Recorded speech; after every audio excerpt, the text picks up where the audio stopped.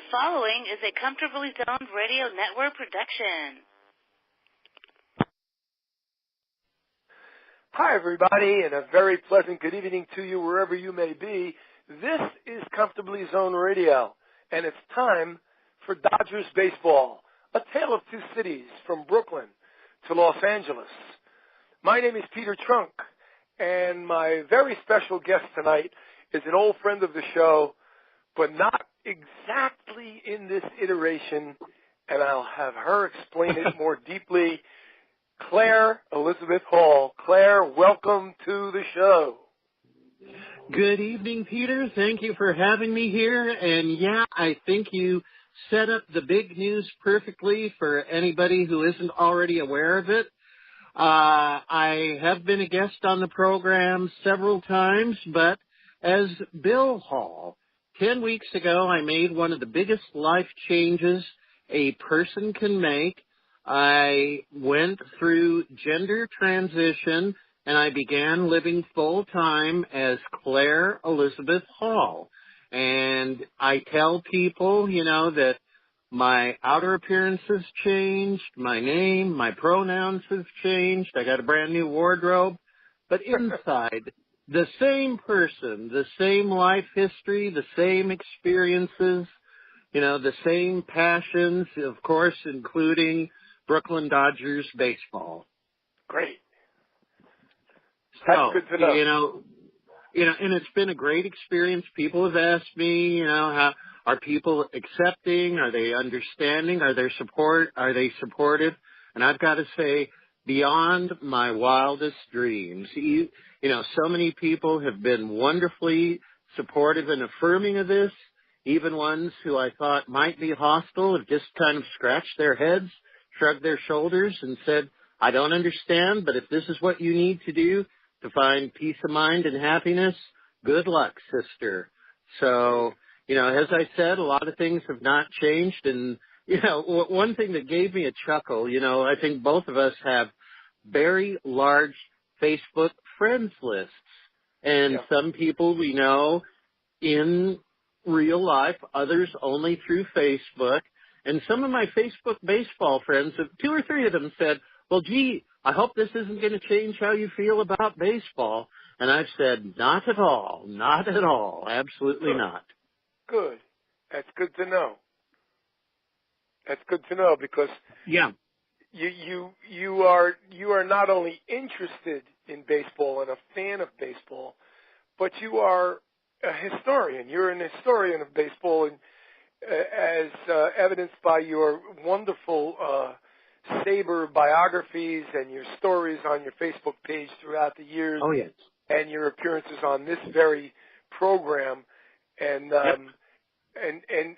even your activities. I mean, when you traveled around for other reasons like business or whatever, you always made the side trips to the Polo Grounds or to Ebbets Field or to wherever, and very, very interesting things. And you didn't have to do that, and you did it out of your love for the game, and that's what's really good and cool and interesting, very interesting. Yeah. And not I'm glad to have you all. back on the show. I'm glad to have you back on the show. Thank you. Go ahead. And speaking of historians, one of the great, I think, popular writers about American history, Doris Kearns Goodwin. And I think anybody who cares about Dodger history, you have missed a gem if you have not read her memoir, Wait Till Next Year. She talks about growing up in Brooklyn and and the bond she formed with her father following the Brooklyn Dodgers. That was their shared interest, their shared passion. She would sit at home afternoons with a scorebook, listen to Red Barber calling the games, and when her dad got home from work, she would do a play-by-play recreation for him. And, another thing that Doris and I share, in addition to the passion for the Brooklyn Dodgers, her favorite Dodger of them all, loved them all, but her favorite of favorites was Gil Hodges. And I think a lot of people probably are aware that Gil was always was a very devout Catholic, and Doris was raised Catholic as well. And so when he was in his infamous hinting slump, somehow she had acquired a St. Christopher's medal that had been blessed by Pope Pius. And Gil was at this public appearance, and little Doris came up to him and presented the St. Christopher's medal to him. And he said, no, young lady, you need to keep this. This is very special. But she absolutely insisted that he take it, so he did. Isn't that a great story? I mean, yeah, it is. I read the book and enjoyed it. Yeah, does any team, does any player inspire that kind of devotion today? I don't know. Maybe, but I kind of doubt it. You know what? You know what just jumped into my head? It might make you What's that? Might make you roll your eyes. Rocky Colavito had a following of nuns. Oh, I did not know that. Sisters of Charity in Cleveland back in the mid to late 50s when he played for the Indians. Okay. And they used to attend the games and pray for him and give him rosary beads and give him medals, and he used to keep them in his uniform pockets and under his cap and things like that nature. But you know what? Just your story of Doris Kearns Goodwin presenting Gil Hodges with the St. Christopher medal, that just reminded me of that. But that's the only other player that I remember reading or hearing about that had a following such as that, or a booster club, or people behind him, or praying outwardly for him in the newspapers, like they, pictures of same and what have you. Yeah.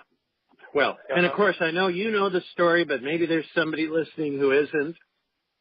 Gil's horrendous World Series slump of 1952, correct? Which continued into the spring of 53. And Father Redmond, I believe, or Raymond, that one fateful Sunday morning he stood up and said, "It's far too hot for a homily. Go home, keep the commandments, and pray for Gil Hodges." And if I'm not mistaken, a book was written with the title "Praying for Gil Hodges." Yes, another great memoir of growing up a Brooklyn Dodger fan, journalist named Thomas Oliphant, and I recommend that book highly as well. I loved Thomas. He used to be on the PBS station, the local PBS station here in the New York area on Channel 13. Oh, yeah. He used to do editorials. He was you know what? I didn't know we were going to discuss him or mention him. I'm not sure if he's still alive or not. I'm speaking of him. I believe he's still alive, but retired. Okay. I'm speaking of him in the past tense, and I don't mean to do that if in fact he is thriving somewhere, and I hope he is. But I always enjoyed him, and that book was a nice book also. Yes, indeed. Yeah. Yeah, there's a great shelf full of Dodger books, but, I'm hoping to add to it someday, as we were talking about before the program, with a life story of Billy Cox. The Human Vacuum Cleaner? And my working title comes from, again, I know you know the line, but Casey Stengel, after that amazing World Series where Billy, everybody talks about Brooks Robinson in the World Series. Well, it's too bad they didn't get to see Billy Cox. And good old Casey told the reporters, that's not a ball player. That's a blankety-blank acrobat. So my title, if I ever get to do the full-length life story, will be Acrobat with a Glove. Yeah. I did write a biography of Billy for SABR, Society for American Baseball Research. There wasn't one, in their canon about him, so I was happy to take on that assignment. And Peter, my thinking, and I will ask if you would agree or not, that certainly the Boys of Summer, and again, people define the Boys of Summer differently. Some people say any Brooklyn Dodger from that magic era of the 1950s qualifies. Other people say Only a Boy of Summer if you were featured in Roger Kahn's book, but Billy qualifies on both counts. And my personal feeling is, of all of those men, Billy is probably the most underrated. Would you agree or disagree? He's definitely among the most underrated. There's a couple of Dodgers, although would be hard-pressed to find a baseball fan from outside the New York area that doesn't think that all the Brooklyn Dodgers were overrated. But there were more than one.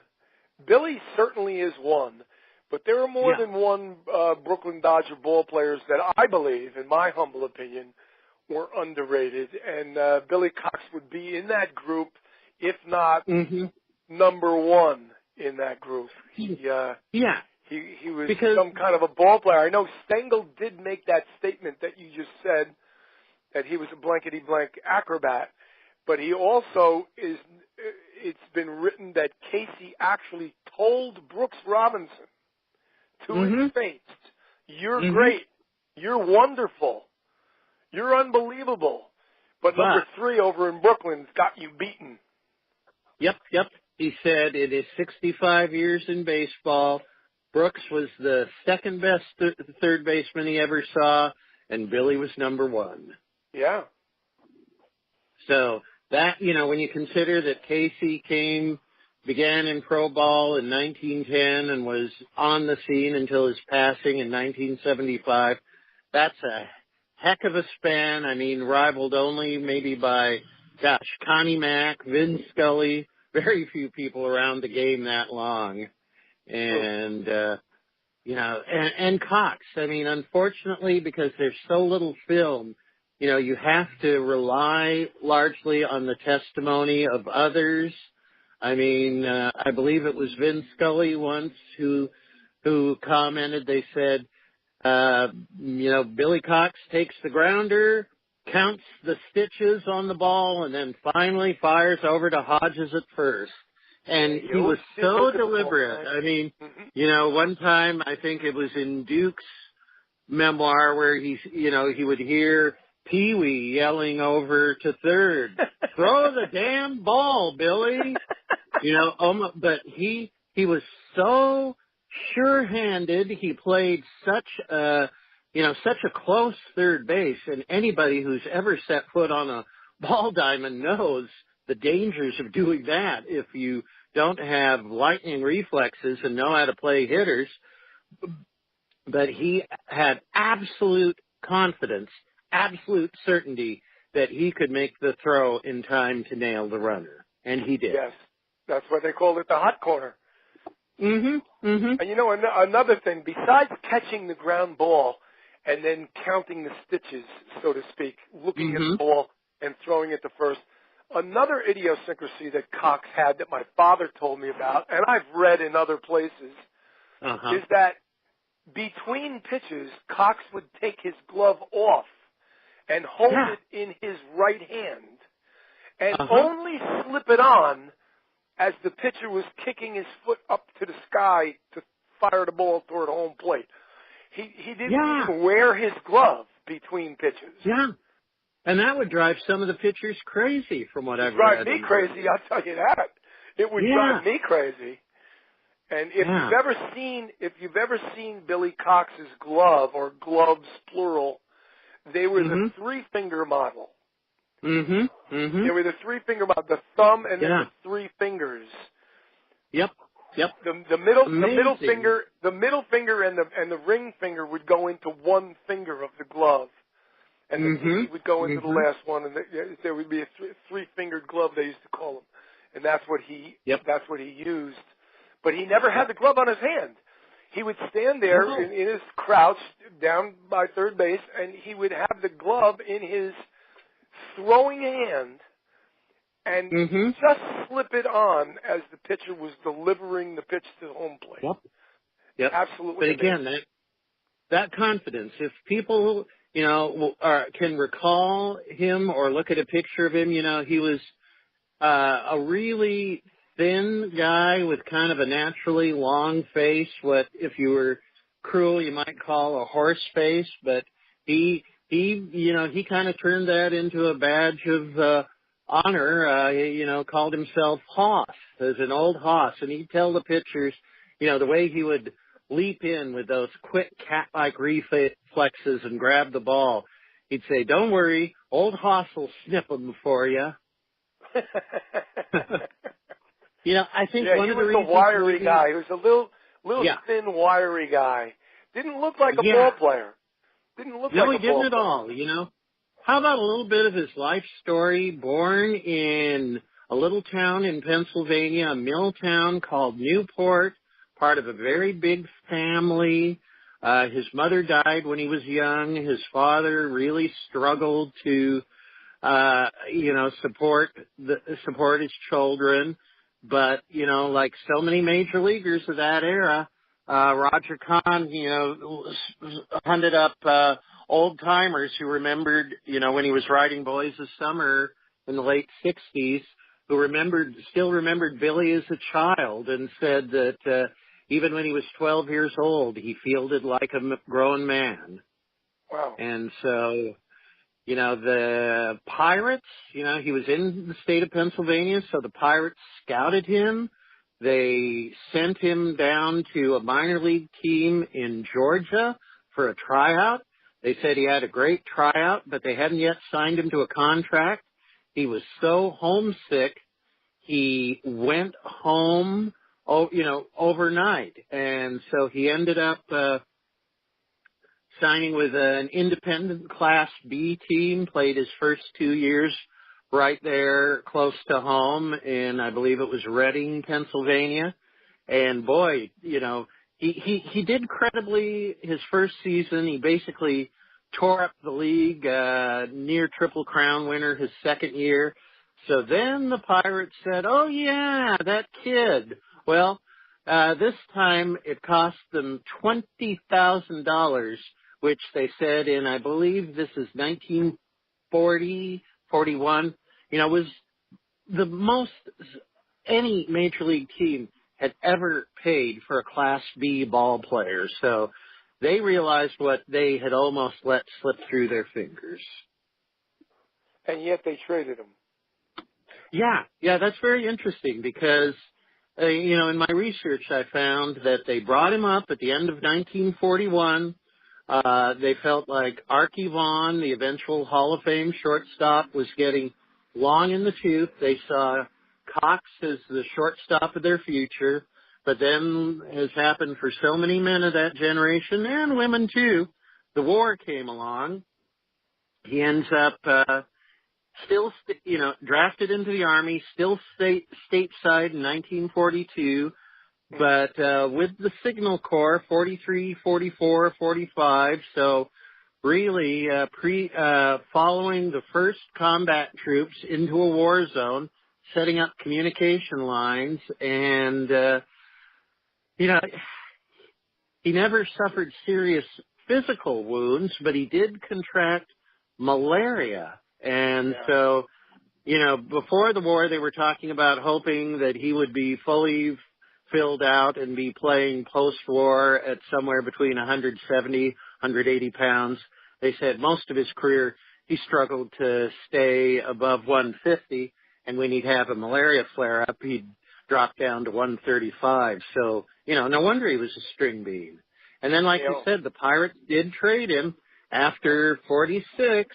He was there, and 47, he was, he's immortal as a third baseman, but he was actually their starting shortstop those 2 years. Yes, he was. Yeah, so then the Pirates saw a great opportunity to acquire Dixie Walker, the People's Church, and, there were other players involved, but the key player coming from Brooklyn was Dixie, and coming from the Pirates were Billy and the great spitballer Preacher Rowe. And, again, reading the contemporary press at the time, when Billy first gets the news, he's thinking, my gosh, where are the Dodgers going to play me? They've already got a pretty darn good shortstop in Pee Wee. Well, Leo DeRocher the next spring had him at third base, and a legend was born. Yes. And it's ironic, the ironic it's ironic if you follow that along. Ironically, Billy was the odd man out when Jackie moved from first to second base. Right. I mean, when Jackie was moved off of second base, when Jim Gilliam came and actually won Rookie of the Year honors in 1953, Gilliam did. They switched Jackie to third, and Billy was odd man out and was later traded along with Billy Lowe's, I think, or someone to Baltimore. Preacher again. Yeah. Okay. Yeah, they arrived together and they left together. Yep. Yeah. And there you go. Preacher went with he actually did have a pretty good year in '53, although what he told Roger Kahn years later was that he was just so frustrated that Charlie Dressen never talked to him directly about the moves. He felt that Dressen at least owed it to him to talk to him directly, but he actually had a pretty good year in '53, but then we know Charlie got a little, or maybe Mrs. Charlie Dressen got a little too big for her britches, demanded the multi-year contract. Charlie gets fired. Walt Alston comes in, and Walt and Billy clearly did not hit it off. His playing time slipped considerably, and so when he went to Baltimore, he considered it a great opportunity for a fresh start, but sadly, he quickly learned the magic was gone. On the trading deadline, this is an interesting, might have been. Cleveland was defending its American League title in the spring of '55, but kind of sputtering along in third place. And so they were looking to strengthen the ball club, and they made a deal with Baltimore that would have actually sent Billy over to Cleveland. And that was when Billy said, nope, I don't want to come under false pretenses. Even though he was only 34 years old, he said his legs were gone. And he went home to Newport, Pennsylvania, where he lived for the rest of his life. Yeah, but he might have had a hernia too that he was dealing with. Oh yeah. And he didn't tell anybody about the hernia either. Right. But this is one thing I don't think it's told directly in Boys of Summer, but in another article that Roger Kahn shared, about his life and career, it was the editors of Sport magazine in the late '60s, hired him for a series of articles, and they said, they gave him some assignments like Mickey Mantle's transition to retirement, but they also said, well, Roger, what would you like to write about? What would you want to do? And he just thought for a moment, he said, and looked at them and said, I'd love to go look up Billy Cox and find out how he's doing. And that visit was really the genesis for his greater idea of revisiting the Boys of Summer. Right. Yeah. Right. And that was quite a chapter in the book, visiting in a local lodge, visiting with Billy in a local lodge where he was tending bar.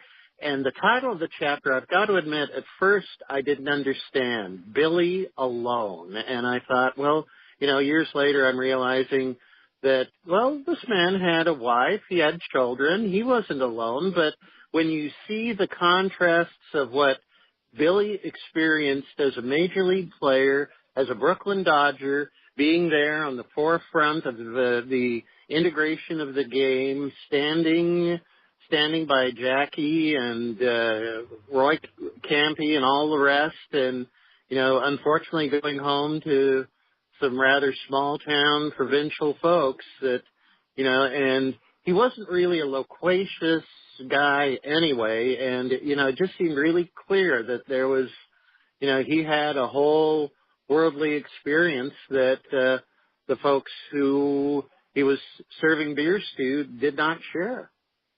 Right. Kind of poignant. Boy, I'll say. Of course, that's the theme that ran throughout. Again, the first time I read Boys of Summer, I was still a teenager, so I didn't really appreciate, what Kahn said. I think it was in the Dust Jacket copy that this is not a book about baseball, but a book about time and what it does to us all. Yeah, true enough. True enough. I was just allowing my mind to wander. Imagine if you and I stopped into a place to have a beer and perhaps a sandwich, and the bartender was Billy Cox. Oh, yeah. Man. It'd be like, wow. You're kidding. Yeah. Nowadays, of course, somebody does a couple of seasons in the majors and they're set for life. But back then, and it was interesting. I did get to talk to one of Billy's daughters in researching the book, and I mean not the book, but the Sabre biography. And she said, some people tried to get him to agree to a partnership where he'd put his name on a restaurant or a bar in New York, but nope, he was done with it, and he did have some inquiries about some continued role in the game, but nope, that he very much was the mindset that he loved being a ball player, but that was a phase of his life that was done. And, even former Dodgers GM Fred Clare, he and I are Facebook friends, so I told him about the project and asked if he had any insights or anecdotes on Billy Cox, and he said, of all the boys of summer, he was the one he never really had an opportunity to get to know. And he thought that was a shame, but he had great respect for him as a ball player and as a man. Yeah, that's kind of sad. Yeah, and, even though he was very quiet, he also did have a sense of humor. What was it? He and Preacher Rowe, in addition to being teammates in Pittsburgh and Brooklyn, also roomed together on the road, and they were both great practical jokers. Carl Erskine told me this story, which I absolutely loved. They always stayed at the fancy upscale hotels, and Preacher, I think this was in Philadelphia, fancied himself that he had been practicing, and he was going to do for his teammates the old pull the tablecloth out and don't spill the dishware trick. Well, Carl noticed, but Preacher did not. Billy poured just a little bit of water on the tablecloth, which, of course, when Preacher did his big ta-da, sent glasses and plates crashing and tumbling, sent management into a frenzy, a threat that if anything happened like that again, the Brooklyn Dodgers would be barred from the hotel, and but they were fast friends. Again, another story I got from Carl Erskine was, in another hotel dining room, he and the Duke Snyder, of course, if anybody needs to ask, they're having dinner, and at across the room, Billy and Preacher are having dinner together, not saying a word to each other. But again, both men a few words and just comfortable in each other's company. And Carl said Duke nudged him and said, "Look, Billy wants the salt, but he won't ask for it." Talk about a quiet guy. That's funny. He let his glove and also his bat do the talking. And again, he was, I think, in part because, of his rather fragile build that, everything I've read, he was a real streaky hitter. He could go on a tear, but, he never put up the real overwhelming numbers. And that's why it is rather ironic that even though he was third baseman on 3 of those legendary pennant-winning teams and 2 others that just lost out on the final day. Virtually every season, he was battling, somebody else for the job at third. Spider Jorgensen, Bobby Morgan. One year they said there were 11 third basemen in camp because, of course, the Dodgers had that tremendous, deep farm system. But somehow Billy prevailed for all those years. Yeah, well, when you have a team like the Brooklyn Dodgers with a lineup like that, so prodigious and Yeah. home runs and runs batted in all throughout. You needed someone to play unbelievable defense. And I'm not putting down Gilliam or Reese or any of the other Dodgers, but Cox was a standout defenseman. Oh yeah. And I'm sure with all the fancy numbers of today, they would have figured out that he saved X number of runs, and on the defensive side of it, they have all of those numbers. And I'm sure if they figured it out for Billy Cox back then, it would have been astronomical. That he was no doubt stick out, just amazing. I mean, I've thought at times about what it would have been like to be a pitcher for those Dodgers, throwing to Campy, the master handler of pitchers, and looking at the corners and knowing that you've got Billy at third and Gil Hodges, definitely the best fielding first baseman of his era, as well as being no slouch with the bat, and the feeling of confidence it gave them. No doubt. That your fielders are not going to cost you; they're going to help you. Yes, and we won't even go into Duke Snider and Carl Furillo in the outfield, but they had an outstanding, just an outstanding ball club, and as evidenced by their success. I mean, they could have won in '46. They could have won in 50. They could have won in 51. But, they did win all those other years. I mean, they won in 47, 49, 52, 53, 55, and 56. They had just a really, really outstanding team. And Billy Cox is unheralded. Not many people talk about him. I'm glad you do. And I'm glad you wrote about him. Are you planning on writing any more about him or investigating any deeper?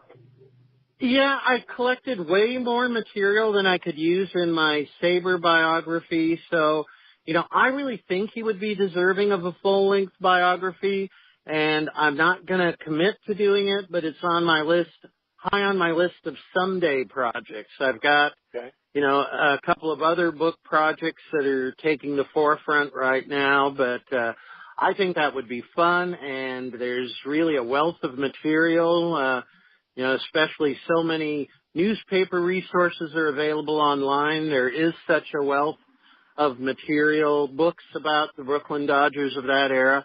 I think it would be, a natural. I think there are far less notable ball players now who have been subject for full-length biographies, and I think Billy certainly deserves it.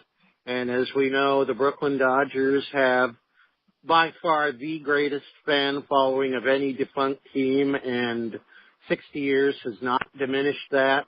So someday I hope to. That's great. That's great. Any other irons in the fire that you'd like to talk about? Well, do we have time to talk a little bit about my novel in progress, which I would say is about 2/3 done? Absolutely. Because of my, how shall I say it again, the life transition we talked about at the beginning of the program. The last few months have been really unusually hectic for me, but my life is settling into what I call its new normal. So I'm about 65,000 words into what's a projected 90,000 word manuscript. It's fiction, but again, the title will resonate with Brooklyn fans. LA fans might wince, but the title is Ebbets Field Forever, imagining an alternate universe where the Dodgers stay in Brooklyn. LA does get another team, but the Dodgers stay put.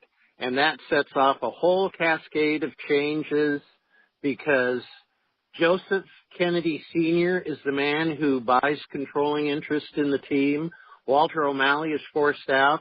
And, of course, with no O'Malley, that means Bert Schotten's not forced out. Branch Rickey is not forced out. Red Barber is not forced out. The team does not leave Brooklyn. I think both casual fans and people who know the story in depth will find a lot of things to be delighted with in this tale, and you'll find yourself saying, "Oh, if only, if only." That's what I've been saying for the last minute while you were explaining the outline of the book. If only, if only, if only. And there's some pure wish fulfillment with it. Again, of course we know Brooklyn boy Sandy Koufax. Imagine him having all those fabulous years in Brooklyn. And because Branch Rickey's still at the helm in Brooklyn, he's not in Pittsburgh, so he's not there to snatch away Roberto Clemente. And when Carl Furillo is finally ready to give up right field, first that opens a spot there's a little shuffling around, but that opens a spot for Clemente in the Brooklyn outfield. And, just thinking of demographics, New York City's Puerto Rican population pretty much exploded in the 60s. Now, Clemente deservedly is not just a baseball legend, but a human legend in Pittsburgh. Sure. But just imagine if he had had that fabulous career in New York and in Brooklyn. Amazing. And think of the Dodgers' one-loss record. Yeah, and here's another one I'll throw at you that I worked into the book. I won't elaborate, but again, trying to base my fiction on a nugget of truth. Dr. Frank Jobe, the inventor of Tommy John surgery, just a one-line comment in an interview. He said, "Gee, if I had thought up this procedure a decade earlier, it might be called Sandy Koufax surgery." Oh, boy. I won't go any further on that, but just imagine. You don't have the wheels turn. You don't have to. I belong to a model train club, and we meet every Tuesday night.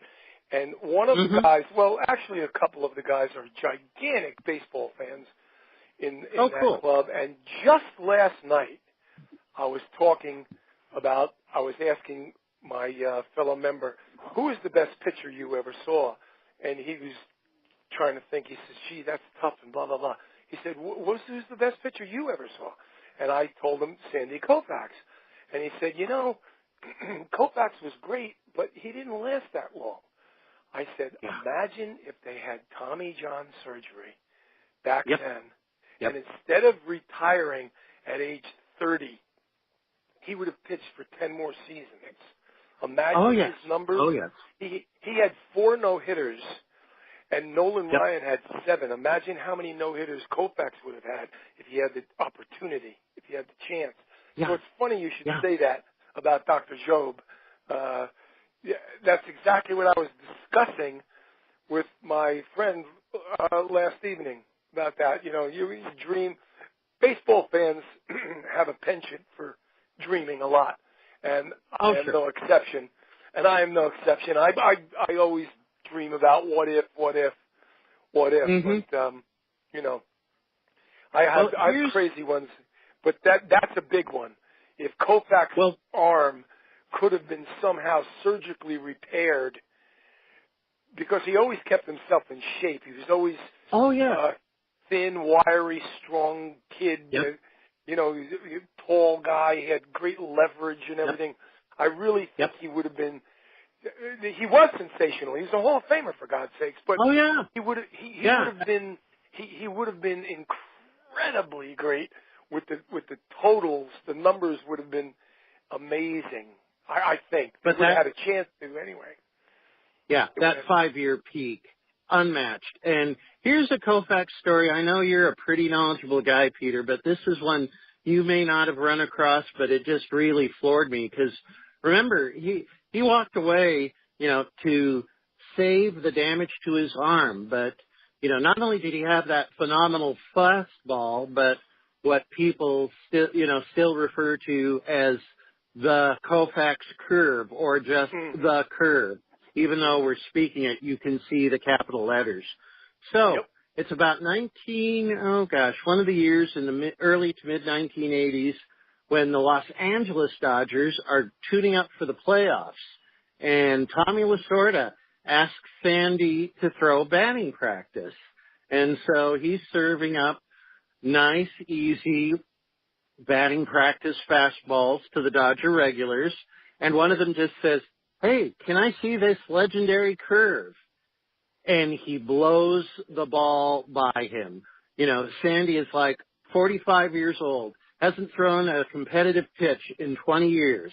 And so, you know, all the Dodger regulars, and remember, this is a division-winning team, you know, they all go up there. None of them can hit it. And when he comes off the mound, Tommy looks at Sandy, and knowing Tommy, this may not have been said kindly. He just said, "Thanks for destroying my hitter's confidence." But I'm surprised he didn't ask him to sign a contract. Yeah, really. Oh, well, there was at least one time I know in spring training where he did say that, that he was, some reporter told him Sandy looks like he could still go out there and win games. And then they said Tommy was in a joking mood, and he said, "Oh yeah, that's my surprise to everybody, including him. He's my opening day starter." Uh-huh. Yeah. That would have been crazy. That would have been crazy, coming back from being in the Hall of Fame, being inducted into the Hall of Fame, coming back and pitching one more season or a half a season or a World Series or whatever. Yep. That would have been incredible. Yeah, one guy who did try to do that, and I always liked him, and I was rooting for him even though I knew the odds were pretty long. Do you remember, I think it was 1990 or 91, Jim Palmer, 45 years old and in the Hall of Fame, went to spring training with Baltimore. He made a couple of appearances, got rocked, but I think the second time out, he pulled a hamstring and he said, "Okay, my body's telling me this isn't meant to be." Yeah. Well, but Sandy walking away at 30, to save his elbow from permanent damage. Well, here's another interesting story. I mean, his shoulder, which is the bane of so many pitchers, his shoulder remained healthy. And I think Sandy is now 82 or 83. And what was it? At 77, he had to finally have rotator cuff surgery. And the reason being, he's out jogging, as you said. He's kept himself in great shape. He falls and takes a spill right onto his shoulder. So they said, Sandy Koufax, you've got to have rotator cuff surgery. Isn't that amazing? Yep. That's amazing. That, he's a legend. What can I say? Guy's a legend. Yeah. It's just a legend. I mean, you're a little too young. I'm going to tell you, you're a little bit too young to remember Sandy in person pitching, I believe. Sadly, yes. But, I saw him pitch close up and personal, as they say. More than once, I saw him at the Polo Grounds 2 or 3 times, and I saw him at Shea Stadium 2 or 3 times. And I'm going to tell you something. When he would throw that legendary curveball, the crowd oohed. I mean, the whole crowd. It didn't matter if you were a Mets fan, because he was pitching against the Mets. It didn't matter if you were for the Mets or the Dodgers. When he would throw that curveball, the crowd would just go, ooh. And it was always a sellout crowd. Always a sellout crowd. Yeah. And you could do that. Sure. It's just an amazing pitch he had. It truly did fall off a table. It came in and just went straight down, 12-6. It was amazing. It was amazing. Yep. Yeah, his final season, he won 26 games. Yep. 26 And nobody walks away at that kind of a peak, but only a legend, only Sandy. I mean, so many people in sports try to hang on too long or leave and then make a ill-fated comeback, but he truly left with the tantalizing prospect of what might have been. Even though I have seen game film of him at work, the thing that gives me the closest feeling to actually having been there is not film, but an audio recording, and you know it well, and anybody who is a friend of this program, if they have not for some reason, ought to hunt it up on YouTube. Vin Scully's call of the ninth inning of his perfect game against the Cubs. Oh yeah, 2-2 to Harvey Keene. Right. Yep. That was a hell of a broadcast. I mean, 'cause Scully gave you the time of night, 9:42 p.m., whatever. He just painted a Picasso picture for you. It was unbelievable. Unbelievable. Taking off his cap, running his fingers through his black hair. Yep. The butterflies, if he had butterflies, that was as close as he came to showing them. Mm-hmm. Yeah. Because, Scully, what did he have left to prove? He already had the 3 no-hitters, but didn't have a perfect game yet, and then he sealed it up. Another legend we just spoke about is Vin Scully. And there's a lot of legends in Dodger history, but, is there anything else you'd like to cover? God, no, Peter, I think it's been a great, this has been an introduction and comeback, I guess, all in one. Goodbye, Bill. Hello, Claire. Just as passionate about baseball and the Dodgers I'm glad you feel ever. that way. I'm so glad you feel that way, because I intend to invite you back on the show many times. I didn't know if you were going to be interested. I'm very, very, very pleased that you are still gung-ho for it, and baseball in general and Dodgers specifically, and you're writing. I'm gonna tell you before we end the show that I'm behind you 100% in that book on the Dodgers, and 100% behind the book on Billy Cox. I think you should do both of them. I know you're not you're not going to lock your doors and turn on your air conditioner and just sit in your kitchen and write these 2 books back to back. And I know that's not viable. You're not going to do that. You have a life to lead. You very, very active in many other facets and stuff. I just hope that you do get these books done and get them published and out there, because I just can't wait to read either one of them. Because I think it will really give people, all the great figures in Brooklyn history have been written about so much, but I'm hoping that'll, by looking at looking at those lives, these men that we know so well through the lens of what might have been, maybe give people some fresh insights on, the character and the lives they led. Yeah, true. Okay. Peter, it's been a joy as always. Well, you know what? I thank you profusely. I'm glad that you came on. We almost missed our hookup. You had a meeting to go to. We got on the air late, but that doesn't matter. We finished the show. We did a good job.